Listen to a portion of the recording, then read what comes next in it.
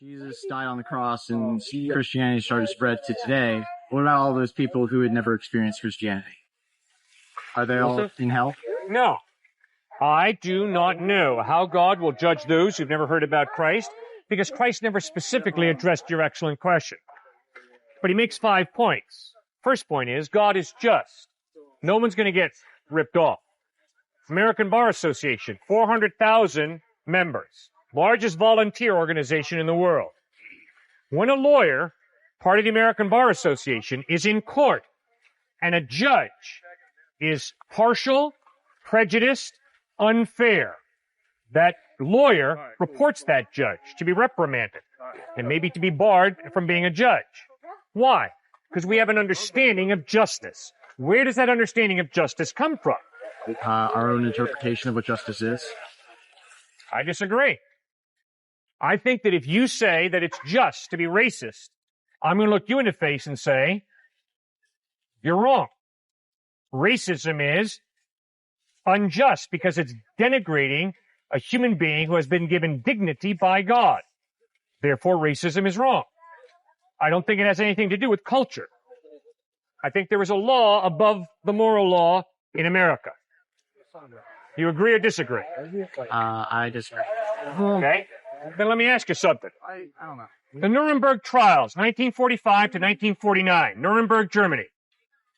When the Nazi lawyers said to the Ally judges, you are not allowed to judge our clients because they followed their Nazi culture. They were just carrying out orders. If the Nazi Germans had won World War II, we wouldn't even be having the Nuremberg trials. And all of a sudden, the Allied Council didn't know what to say. But the guy was Robert Jackson. And Robert Jackson came back with a response. There is a law above the law. In other words, there's a law above Nazi Germany law. There's a law above American law. And that law above the law says you're not allowed to gas Jews or anybody else. Where does this law say what the law is? So you see, the only way there can be a law above a cultural law is if there is some God, some moral lawgiver who creates that law. Okay, where is the law? How do we know the law? We know the law 2 ways. By following our consciences and by using our rational minds. I'm pretty sure they use rational minds to find the other many other things as just. You bet. But obviously, Nazi logic that said Jews are inferior and therefore we can gas them is irrational. It's wrong thinking. And the reason it's wrong is because all human beings have been created in the image of God. That is why we all have equal value and dignity. But if there is no God, we don't all have value and dignity. If there is no God, we're all cosmic accidents.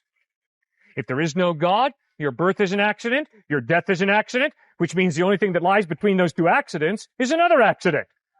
Your life. Why are accidents bad? They're not bad.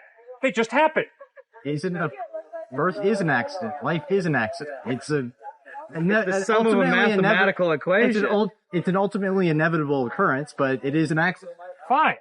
Well, if he's an accident, what's wrong with me kicking him in the ribcage? You have to have a sense of empathy. You don't think we get all of our morals from religious texts, do you? No. We get our morals from conscience, hopefully. And conscience ties us into moral absolutes. But if you think about it, if there is no God, there's no moral absolute. All morality is relative. So maybe you think it's wrong for me to kick him in the ribs, but I think guys with his color hair and his style haircut deserve to be kicked in the ribs. So wham. I'm not wrong. I'm not right. You're not wrong. You're not right. It's all relative. I disagree. I think you're kind of wrong. It's a survival mechanism. You don't kick him in the face or in the ribs because then he's probably likely to get up and do something much worse to you. And if he has connection with us, we might do something to you too. It's a survival mechanism. Morality stems from the need and the desire to propagate the species. If you go around killing, murdering, raping, then your species isn't going to last too long. How does rape prevent your species from continuing? It's not conducive to what whatever allows your species. It's social gatherings. We're a social species. You rape someone, they're probably not going to think too kindly of you, and you're going to disrupt that social order. If rape produces babies, how does rape hurt the propagation of your species? The species is not purely propagated simply by numbers. For example, just earlier in the class earlier today, insects and sustain, Dr. Ording, very good teacher. He said that if you have a species and your pure goal is just to make as many babies as possible, that's not conducive to the survival of your species. For example, if you and your wife, looks like you're married, no offense intended, but if you and your wife decide to have 100 babies, that's not necessarily going to be conducive to the survival of your genetics simply because you can't support 100 kids. A lot of them are probably going to be neglected. You might not be able to provide for all 100. You're much more likely to propagate your own genetics if you're going to have 2 kids. Just settle with 2 kids and put as much of your energy and time into them as much as possible. That's what it is. It's a selfish gene theory. So why did Mother Teresa live among the dying in Calcutta, India, helping them to die with dignity? What motivated her? What motivated Mother Teresa? A sense of empathy. But you're going to try, are you saying that all empathy, all has to come from some divine presence? Or can we not, as intelligent beings, look through each other's eyes and say, hey, I wouldn't appreciate this. I have a sense of empathy. I am convinced that what motivated Mother Teresa was love. Not a biochemical reaction, not a drive to preserve the genetic pool. I am convinced that Mother Teresa really loved hurting, dying people, and that's why she tried to help them. Love is one solid piece of evidence that God exists, because love goes beyond a chemical reaction.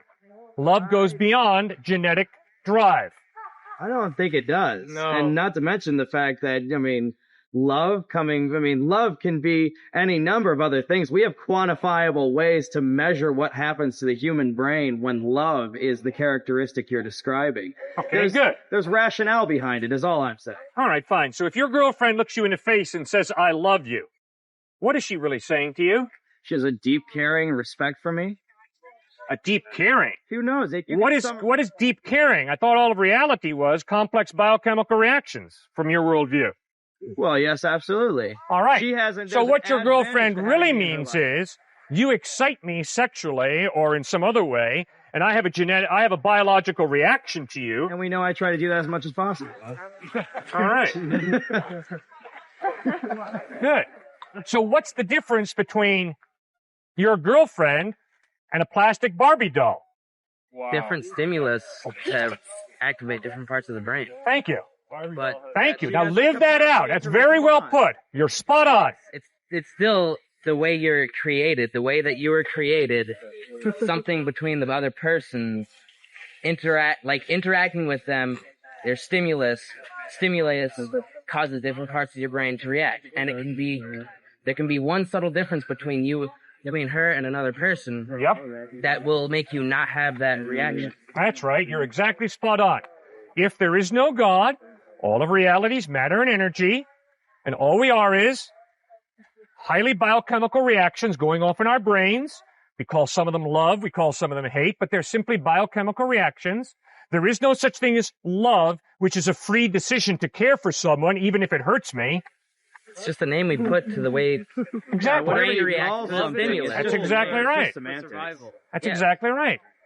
So, let's say that a young lady's been telling you, I love you, for the past 6 weeks that you've been dating her. Let's say that tonight your dad calls you up and says, son, I've been paying her $1,000 a week to love you. Would you be bummed out in any way? There's a different stimulus added to it. Do you believe that you can, that one person in that equation, do you believe that you can be genuinely in love with that person, even though that they're faking it the whole time? Basically, do you believe that love always has to come in pairs? To love means to actively wish the well-being of your enemy, to pray and to work for the well-being of your enemy.